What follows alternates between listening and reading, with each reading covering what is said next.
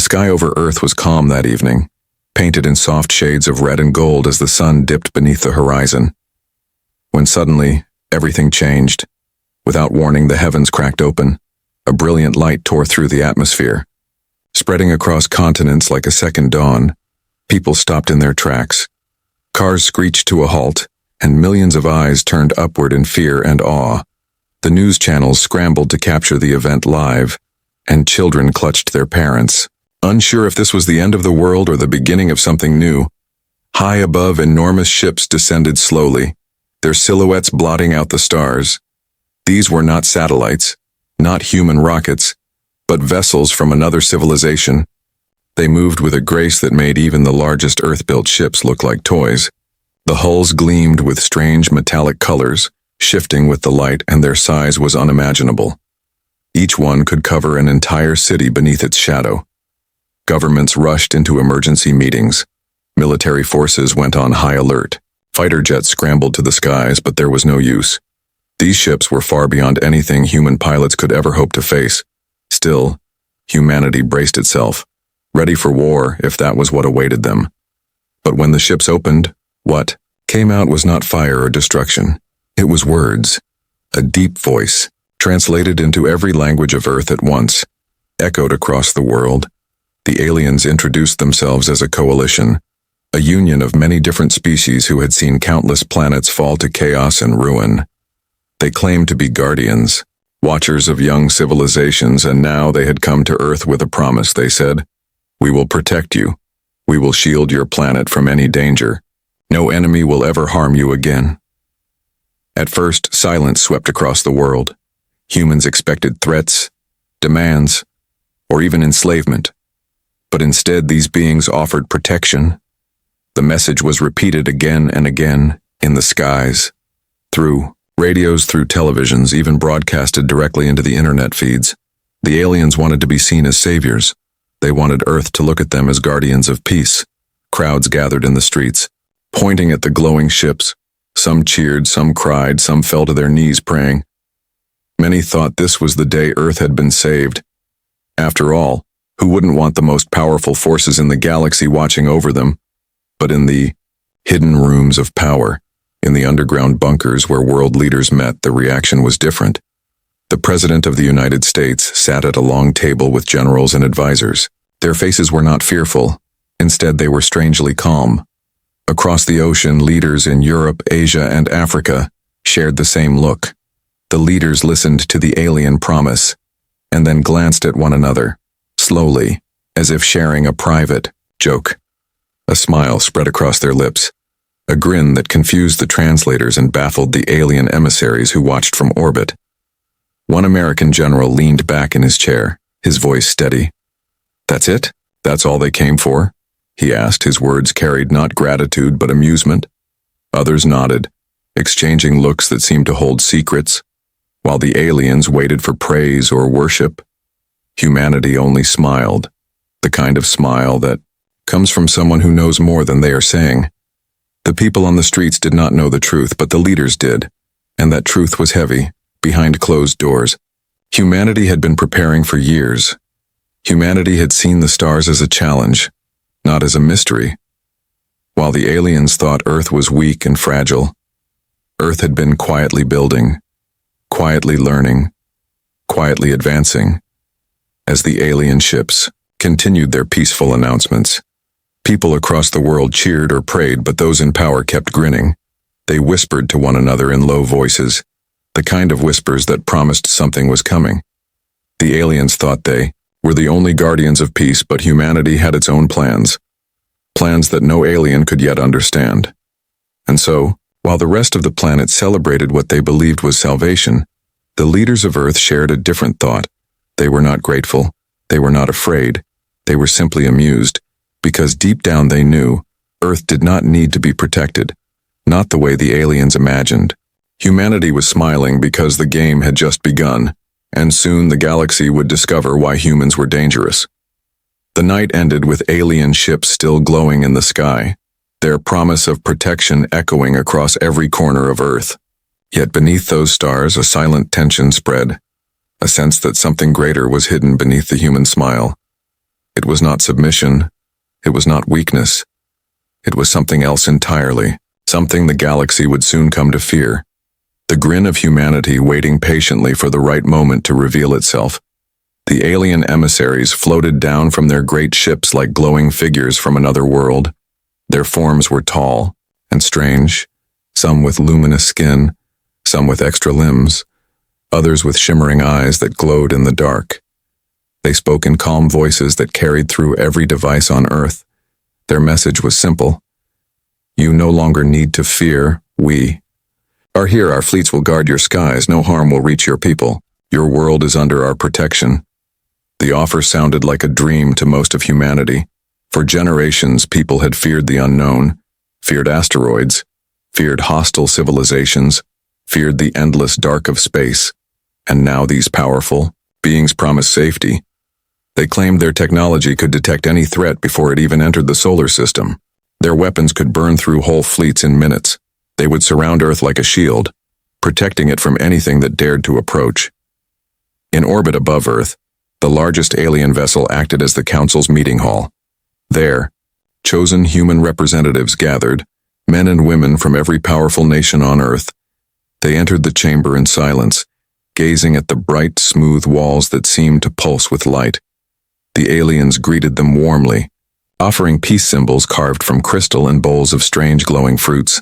Everything about the scene suggested goodwill, trust, and guardianship. The leader of the alien delegation spoke again, his voice echoing softly. We have seen, too, many young species fall. They grow too fast, fight too much, and in the end they destroy themselves or are destroyed by others. But humanity will not suffer the same fate, not while we exist. We will protect your planet, your children, your future. The aliens paused, expecting tears of gratitude, perhaps kneeling, perhaps worship. But what came next unsettled them. One of the human representatives, a woman named Laura Bennett, leaned back in her chair, her eyes calm, and simply asked, "That's it?" The words hung in the chamber, confusing the translators. The aliens looked at each other, unsure if something had been misunderstood. "That's it?" repeated Ethan Hayes, one of the American representatives. His tone was not fearful or thankful. It was amused, as if the offer was far too small. The other humans around the table exchanged glances, some hiding their smiles behind their hands, others openly grinning. The alien emissaries shifted uncomfortably. They had expected relief, joy, or even tears. Instead, they saw quiet laughter and strange confidence. The aliens tried again, speaking slowly. Perhaps you do not understand. We are offering the protection of fleets that have defended worlds for millennia. Your skies will never be darkened by war. Your people will never face danger from the stars. You will live in peace forever. But the humans only asked questions. That made the aliens uneasy. Why would we want others to fight our battles for us? Asked Laura. What happens when you leave or when your enemies come looking for you? Do you expect us to hide behind you forever? Ethan added, Protection is not the same as peace. It means we must depend on you. And that is not how humanity works. The aliens could not understand the reaction. They thought of Earth as fragile. A green world just learning how to reach the stars. They believed humans would gladly surrender their skies in exchange for security. But the humans sitting before them showed no fear. Their eyes were steady, their voices firm, and their smiles sharp. Outside the chamber, the people of Earth were still cheering, believing salvation had come, but inside, in that quiet, orbiting council room, the aliens began to sense something dangerous. It was not anger, it was not rejection. It was something more subtle, a calm certainty, as if humanity was holding back a secret, something the aliens had not yet seen. The alien emissary pressed, further. We have sworn to protect you. This is a gift, a blessing. You should not be afraid. But Ethan's grin widened. Afraid? He said, his voice steady. We are not afraid. We are asking if this is truly all you think we need. The chamber grew tense. The aliens, confused and unsettled, wondered why humans were not satisfied. In that moment, the promise of protection began to feel different. It no longer seemed like a gift, but like a misunderstanding. The aliens believed they were rescuing a helpless child, but the humans were acting as if they were equals, or even challengers. Every smile, every calm word from the humans seemed to carry a hidden weight, something the aliens could not yet explain. When the meeting ended, the alien emissaries returned to their ships in silence, whispering among themselves. They had come expecting to be hailed as saviors. Instead, they left with doubt. Behind them, the humans walked calmly back to their transports, still smiling, their quiet words echoing in the chamber. That's it? Those two words carried more power than any threat, because behind those words was something greater. The confidence of a species that had faced endless wars, disasters, and struggles, and survived every one of them. Humanity was not weak. They had no intention of living under someone else's shield, and soon, the aliens would learn what that smile truly meant. Far away from the glowing alien ships that hovered proudly in Earth's skies, deep secrets waited in the shadows of the solar system. While the aliens believed humanity was fragile and unprepared, the truth was very different. Humanity had been planning, building, and hiding, something the galaxy was not ready to face. The dark reaches of space beyond Mars, beyond the asteroid belt, there were places no alien had yet seen, hidden shipyards carved into rock, entire bases buried beneath layers of ice and stone. In these secret places, humanity had forged its true strength. Colossal warships rested silently in the void, their hulls blackened to blend into space, their engines powered down, waiting for the signal to awaken. These ships were not fragile crafts like the early space shuttles or exploration vessels. They were titans, dreadnoughts larger than cities armed with weapons designed for war. Railguns that could hurl metal slugs at speeds faster than thought. Missiles with nuclear hearts hidden in their cores. Energy cannons designed to tear through. The strongest shields. Each ship was built with one purpose: to survive and to win. The secret had been kept for decades. While the world's citizens believed humanity was still struggling with small colonies and research stations, behind the curtain, engineers, scientists, and soldiers had worked together, united by a single truth. Earth could not trust anyone else to protect it. Humanity had to be ready no matter the cost. In the shadow of Jupiter, one of the largest hidden shipyards stretched across a captured asteroid. Its surface was covered with camouflage plating that made it look like a lifeless rock. But inside, thousands of workers moved tirelessly, welding armor, testing engines, and feeding power into reactors that hummed with controlled fury. Entire generations had dedicated their lives to this hidden project, never revealing the truth. To the outside world, Commander Ethan Hayes stood at the viewing deck of the dreadnought Resolute, the pride of the hidden fleet. Its frame stretched for kilometers, layered with tungsten plating so thick even a sun's heat could not easily crack it. His eyes scanned the shipyard outside, watching other giants being prepared, battleships, cruisers, and carriers, all lined up like silent guardians waiting to rise. He spoke quietly to his second-in-command, a woman named Laura Bennett. "They think we are children, helpless, waiting for someone to save us," Ethan said, his voice calm. "But the truth is, we've been preparing for this day longer than they imagine. We do not need guardians, Laura. We need only the chance to show the galaxy who we really are." Laura nodded, her eyes sharp with the same confidence that had unsettled the alien emissaries. For years, humanity had studied alien transmissions, intercepted signals, and even captured drifting wreckage from old battles between distant civilizations. They reverse-engineered everything, combining human ingenuity with alien technology. The result was not copies, but improvements. Weapons that worked in ways the galaxy had not yet seen. Designs that bent the rules of war. The dreadnoughts were armed not only with brute force, but also with strategies written into their systems. Artificial minds trained on centuries of human wars. Simulations of every possible encounter. No matter how powerful the enemy, there was a plan hidden in the code, a way to strike back. Humanity had not only prepared ships, they had prepared minds, ideas, and tactics. What made it even more dangerous was the human spirit behind the machines. These were not cold fleets controlled by logic alone. They were crewed by men and women who had grown up on stories of survival, of wars fought against impossible odds, of victories won with nothing but courage and stubbornness. That same spirit was now bound to weapons powerful enough to shatter. Fleets back on Earth, people celebrated the alien promise of protection, believing their planet was now safe.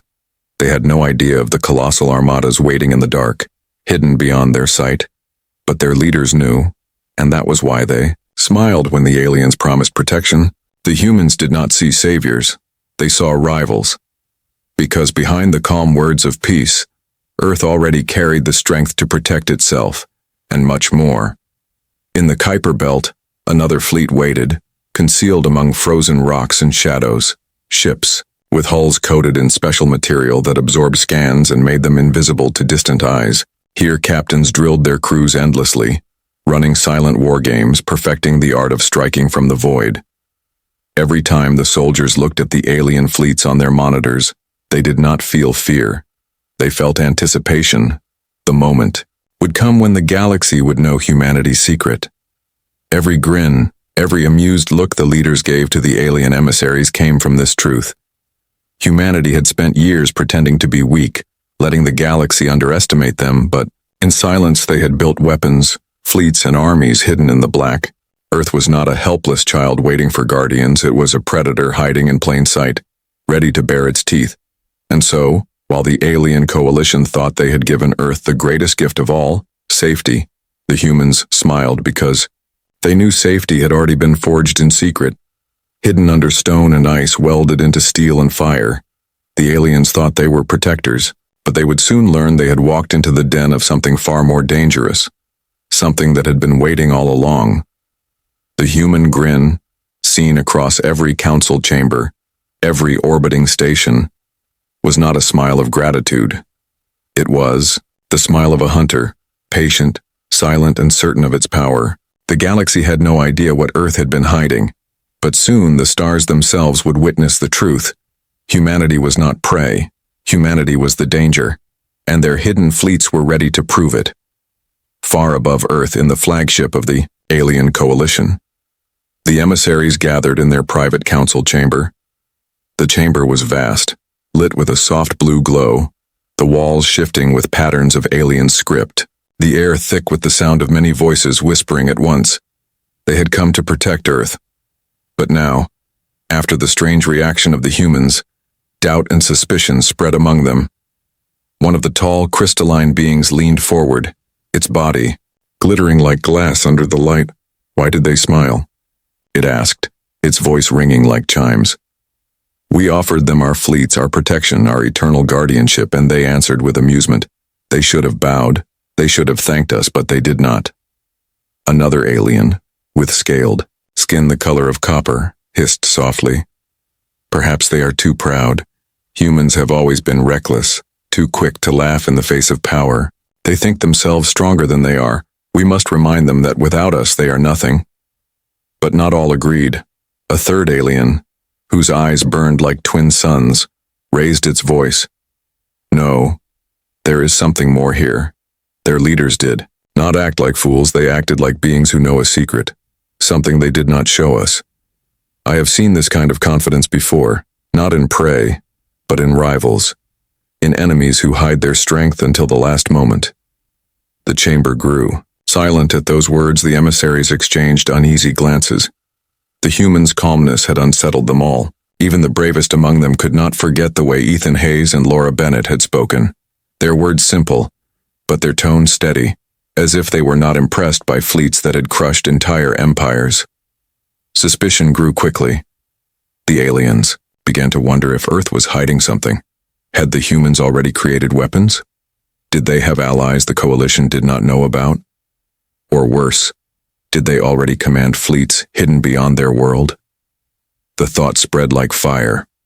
None of them wanted to admit it, but each one feared the same thing. What if Earth was not weak at all? To find the truth, they decided to test humanity. Small fleets of scouts were dispatched. Their mission was simple: search the solar system, scan the outer regions, and confirm if humanity was truly as defenseless as they appeared. The scouts were fast and silent, slipping past planets and moons, their sensors drinking in every detail, their captains confident they would expose whatever humanity was hiding. At first, the reports returned empty. The inner planets showed nothing unusual. Earth's colonies were small, Mars had only research stations, and the asteroid belt looked scattered and unimportant to most of the coalition. This was proof that the humans were bluffing. But then the scouts pushed further, past the orbit of Neptune, into the frozen reaches where the sun was just another bright star, and there they began to find signs. A ship returned data of strange energy readings near the Kuiper belt. Another scout discovered faint trails of ion burns near Jupiter's shadow, as if massive ships had moved there but had vanished without a trace. The aliens studied the evidence carefully, and fear crept into their voices. "These patterns are not natural," one captain reported. "They are deliberate. They belong to warships."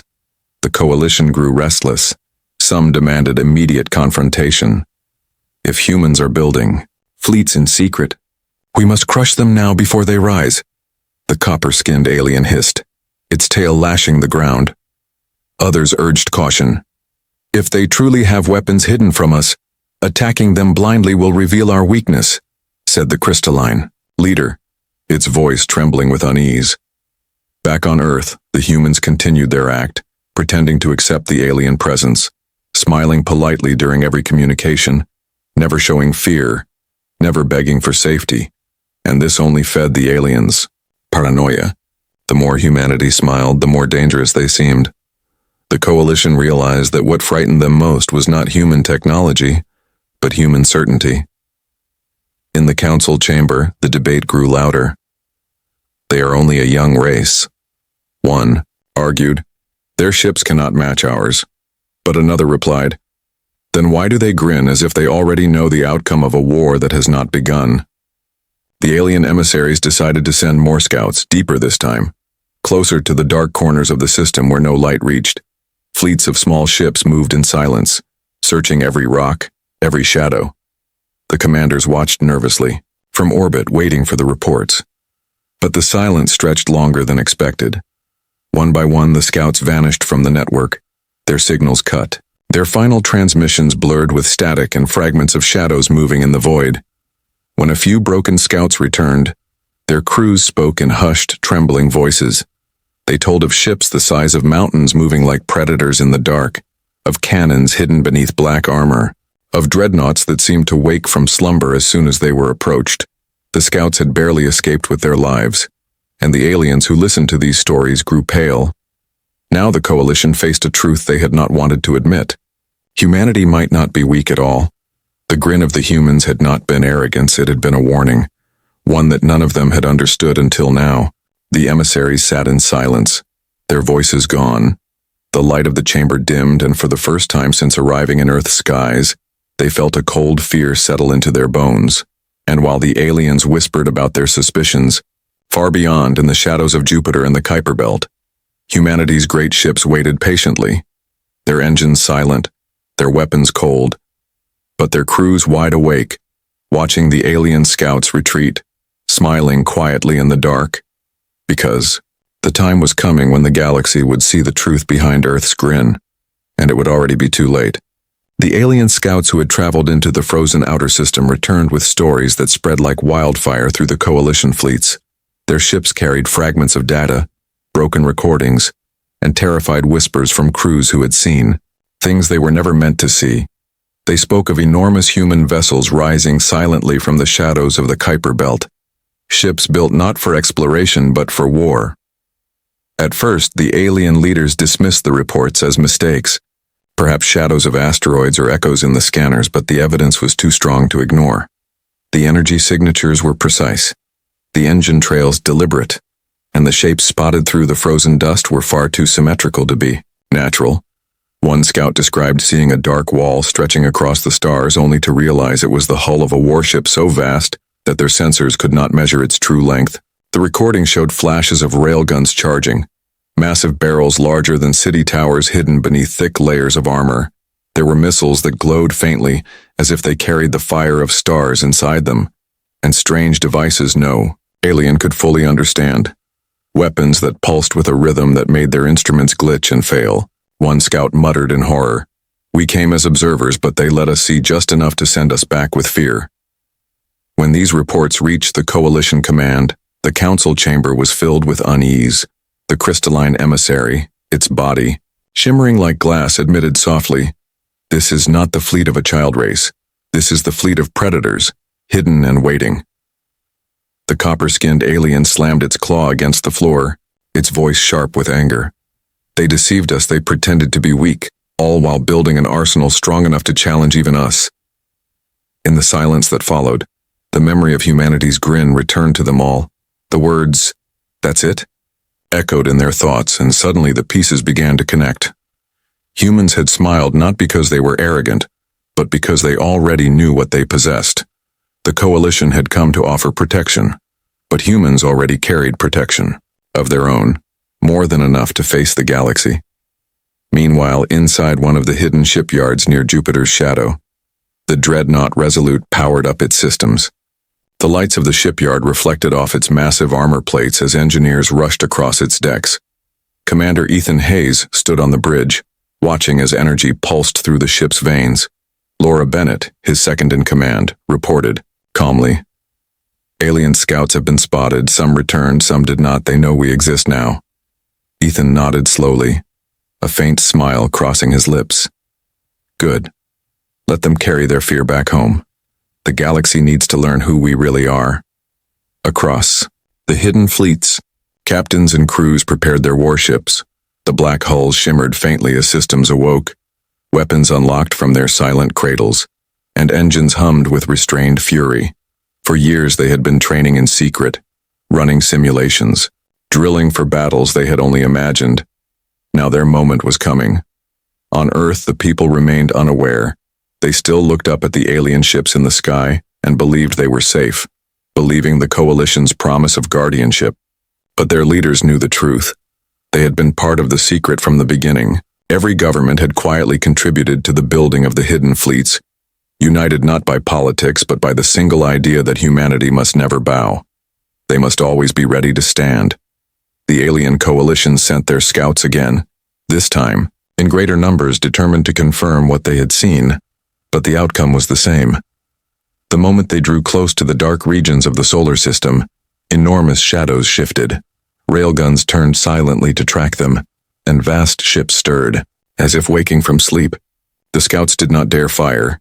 They fled, carrying their terror back to the Council. By now, panic spread through the Coalition. Some demanded a full military strike to destroy the hidden human fleet before it grew too strong. Others hesitated, fearing that an attack might provoke something they could not stop. The emissary with the burning eyes spoke softly. "Do you not see? Humanity has been preparing for this moment. They were never weak. They wanted us to think so, but their laughter, their calmness, it all makes sense now. They are dangerous." Back in the Kuiper Belt, the human fleet remained quiet. Not a single shot fired. Not a single challenge issued, but their silence was the loudest message of all. The scouts had seen just enough to spread fear, but not enough to measure the true power of the human armadas. The secret remained mostly hidden, like the tip of an iceberg showing above the water, with a mountain of ice waiting below. Commander Ethan Hayes looked out from the bridge of the Resolute as stars glittered across the void. "They came here to protect us," he said with a calm smile. "But soon they'll realize we never needed protection. We were only waiting for them to show themselves, and now they have." Laura leaned forward, her voice steady. "Do we reveal everything?" Ethan shook his head. "Not yet. Let them fear what they do not know. It will be enough for now." And so the galaxy began to whisper of Earth, stories carried by trembling scouts, tales of monstrous dreadnoughts and hidden arsenals in the dark. The aliens had promised to protect humanity, but now they realized it was humanity that might one day decide whether the galaxy itself was safe. The grin of Earth was no longer just a smile. It was a shadow falling across the stars, a warning that something dangerous had been waiting all along inside the great warship Resolute. Silence ruled the command bridge except for the low hum of machines. The crew moved with calm precision, their hands gliding over glowing panels. Every officer was focused, yet none looked afraid. Commander Ethan Hayes stood at the center, his tall figure steady, his eyes fixed on the dark screen where alien ships flickered in orbit. Their presence above Earth still looked like guardianship to the public, but to Ethan and his crew it was nothing more than a test. For days now, alien scouts had been probing the system, searching for proof of what humanity was hiding. Some returned with fragments of terror. Some did not return at all. The coalition ships in orbit had grown restless. Their leaders whispered, among themselves debating what the human grin really meant. Ethan knew it was only a matter of time before they would confront him directly, and he welcomed it. Laura Bennett, his second-in-command, stepped closer, her voice quiet but steady. "They are watching us," she said, "waiting for us to ask for protection, waiting for us to bow, but we won't." Ethan gave her a small smile. "We never will," he replied, his voice carrying across the bridge. "Because we are not a species that kneels when told to kneel, we are not prey. We are predators, and it's time the galaxy learns this." His words were met with firm nods from the crew, men and women, who had spent years training for this moment. They had grown up hearing about alien civilizations. Some feared them, some admired them, but everyone on the ship had chosen to stand, not hide. Their families on Earth still believed the alien coalition was here as protectors, but those who served on the Resolute knew the truth. Protection meant weakness. Protection meant chains, and humanity had broken too many chains in its history to ever accept new ones. Later that day, a message came from the alien flagship. A voice filled the chamber, cold and commanding. "Humans, we sense your defiance. We offer peace. Yet you grin as if mocking us. We offer protection. Yet you refuse to kneel. Tell us, why do you reject the shield of the coalition?" Ethan stepped forward, his voice strong. The translator carried his words across the fleet. "Because protection is not peace. Because we will not live under the shadow of others. Because our history is carved in battles where we stood alone and survived." He paused, letting his words hang in the silence, his crew listening closely. "You came to us as guardians, but we are not children. We are not fragile. We do not need saviors. What we need are allies or rivals, not protectors. Because when someone offers protection, it means they believe we cannot fight for ourselves, and that is a lie. Humanity has never been weak." The Alien Council received his words with unease. Their emissaries shifted nervously, expecting fear but hearing only calm defiance. One alien whispered, "This is arrogance." But another muttered, "No, this is certainty." And that frightened them more than any weapon across Earth. The message was broadcast live. Ordinary people watching from their homes, their schools, their crowded streets. For the first time, many of them heard the truth behind the leaders' smiles. And the reaction was powerful. Some were afraid, realizing humanity was preparing for war with forces far beyond their imagination. But many felt pride swelling in their chests. For centuries, humanity had fought its own wars, and now they understood. They were ready to fight again if needed, even against the galaxy itself. Inside the coalition fleets, officers debated in frantic tones. "They are reckless, they will bring war," said one, but another shook his head. "No, they are dangerous and they know it. Their confidence is not blind, it is built on something real." The alien leaders remembered the silent scouts that never returned, the black shadows in the Kuiper Belt, and they realized that the human commander's words were not empty. Back on the Resolute, Ethan turned to his crew. "They wanted us to fear their protection, to beg for it," he said. "But now they understand. We will not beg. We will not kneel. We will show them what humanity truly is, and we will smile as we do it." His words sent a quiet strength through the bridge. Every officer straightened. Every hand gripped tighter onto controls. They were ready that night, in the darkness of space. The alien coalition sent more scouts near Saturn, their ships gliding silently across the rings.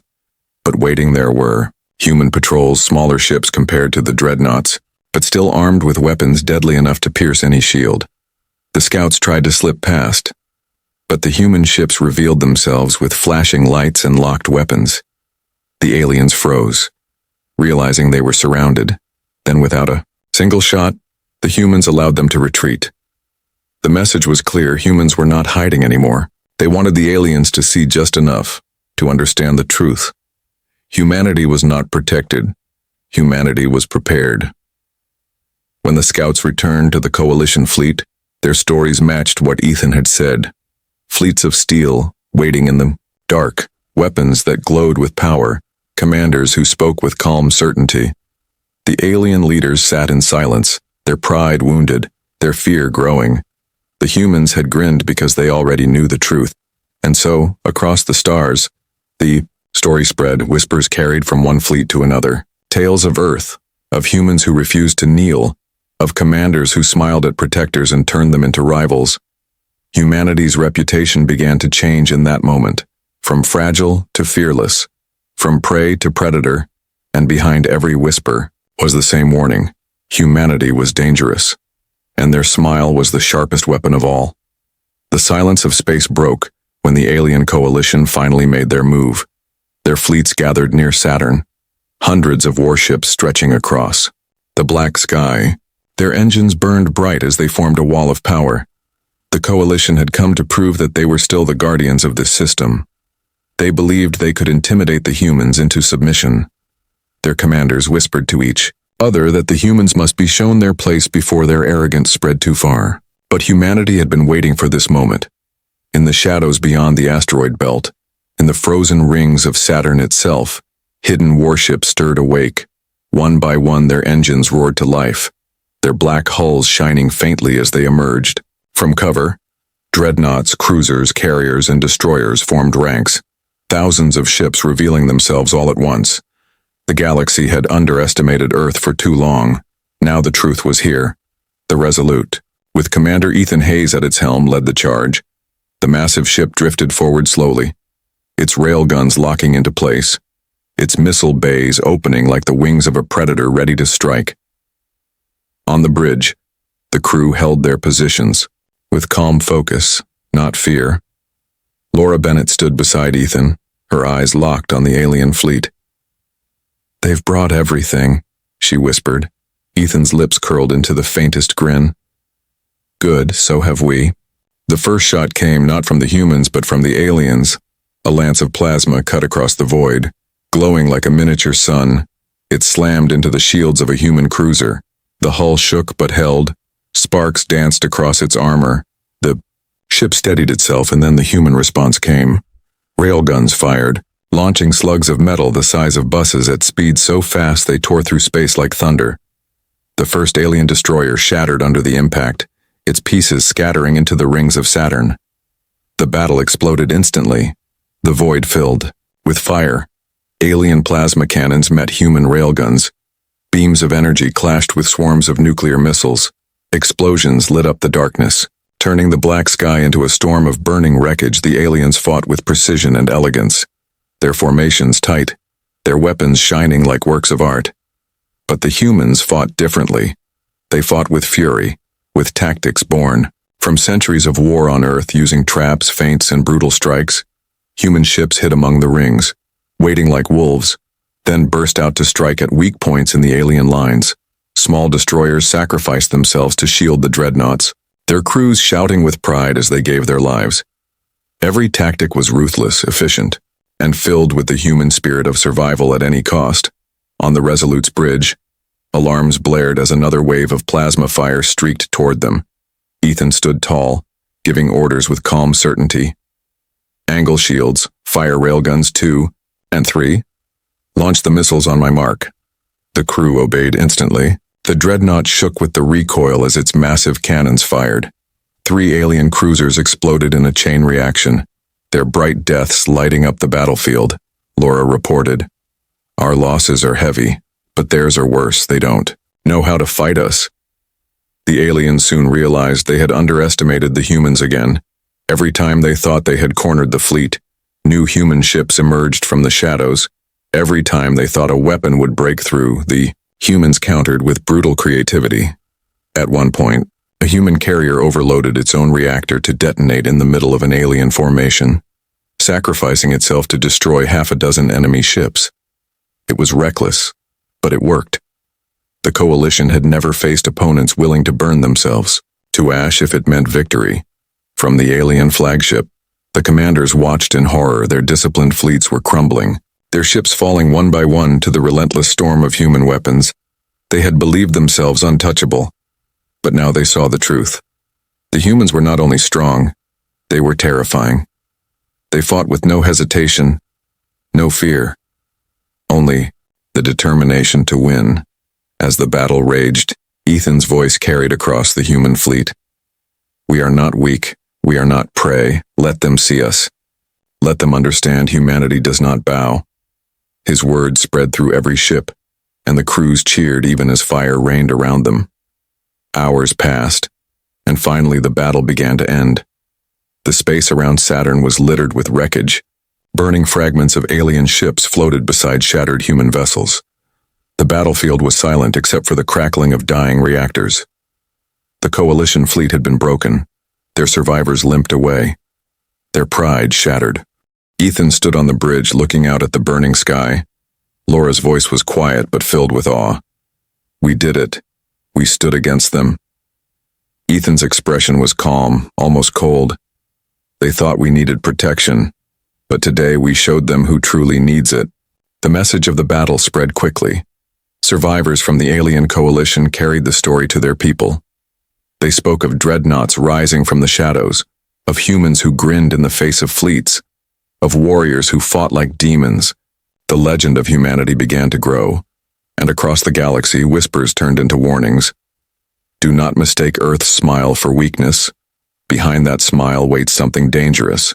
The grin that once puzzled the coalition was now a symbol of fear, a reminder of the battle near Saturn, a reminder that humanity had stepped onto the galactic stage not as children under protection, but as predators. The galaxy would never forget. The battlefield around Saturn slowly grew quiet. The burning wrecks of alien and human ships drifted through the void, glowing like dying stars against the endless black. The war was over, at least for now. And in that silence, the truth finally revealed itself to everyone who had doubted. Humanity had never been helpless. They had never needed guardians. They had simply been waiting for the right moment to show their teeth. On the bridge of the Resolute, the crew sat in silence, exhausted but proud. Sparks crackled along damaged panels, smoke drifted from the edges of broken consoles. But the ship still lived, still strong. Commander Ethan Hayes stood tall, his uniform torn, his face bruised, but his eyes shining with fire. Beside him, Laura Bennett watched the wreckage scatter across Saturn's rings, her voice low but steady. They came here to protect us, but now they flee from us. Ethan gave a small smile, and that is how it should be. Across the galaxy, the survivors of the coalition carried their stories back to their homeworlds.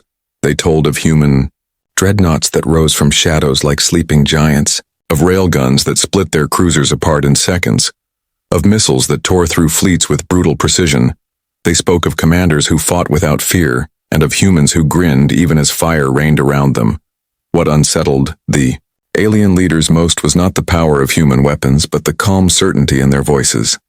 The coalition had offered Earth safety, protection, and peace, but the humans had answered with laughter and defiance. That's it? They had said, and now the aliens understood why. Humans did not want to be shielded. They wanted to stand on their own, to fight their own battles, to rise not as children under guardianship, but as equals, or as rivals. In the ruins of the battle, human ships worked tirelessly to recover their dead. Shuttles flew back and forth collecting survivors from broken hulls. Engineers patched holes to keep the warships alive, and soldiers stood on decks staring into the endless dark, knowing the galaxy would never look at them the same way again. They were no longer a young race hidden on a blue planet. They were warriors among the stars. On Earth, the news of the battle spread like fire. Broadcasts showed images of massive human warships drifting proudly through the void, their black hulls scarred but unbroken. The people who had once believed they needed alien protection now cheered for their own fleets. Pride filled every city, every home. Humans were no longer looking up at the sky with fear, but with confidence. Knowing their species had a place in the stars, Ethan stood once more before a camera. His words carried across Earth and into the stars. We are not weak. We are not children. We are not prey. We are humanity, and we will stand with allies, or we will face rivals, but we will never kneel to guardianship. Today, we showed that we can protect not only our world but our place in this galaxy, and we will never give it away. His voice was calm, steady, dangerous. The alien coalition listened, their leaders meeting in fear and confusion. Some wanted to strike again, to crush humanity before they grew stronger. Others whispered of retreat, of leaving the humans alone and never provoking them again. But no matter the debate, one truth remained. The humans had entered the stage of the galaxy with a reputation that could never be erased. Whispers spread among alien traders, smugglers, and soldiers. They spoke of a grin that haunted their dreams, the grin of humans who faced fleets without fear, the grin that turned promises of protection into warnings across distant stars. The saying began to grow. Beware the human smile, for behind it lies something dangerous. It was repeated in taverns, in war rooms, in the halls of governments. The legend of Earth's grin became a shadow over every world. In the hidden shipyards, humanity continued to build, repairing their losses, forging new ships, and preparing for whatever came next. They knew the coalition would not forget, and neither would they. Humanity had drawn a line in the stars, and now there was no going back. Their fleets would grow larger, their weapons sharper, their strategies more ruthless, yet even in victory, Ethan Hayes knew this was only the beginning. He looked out over the wreckage near Saturn, his voice quiet. They thought they could control us with promises. They thought we would bow, but instead we stood, and now the galaxy will never forget. Laura Bennett placed a hand on his shoulder, her tone steady, and they will never mistake our smile again. The stars glittered around them, silent witnesses to the birth of a legend. Humanity had shown its face to the galaxy, not as prey, not as children, but as something new, something the aliens had never prepared for. The promise of protection had turned into a warning, and the grin of Earth would forever be remembered as the day the galaxy learned a dangerous truth. Behind that smile, humanity was waiting, ready and fearless.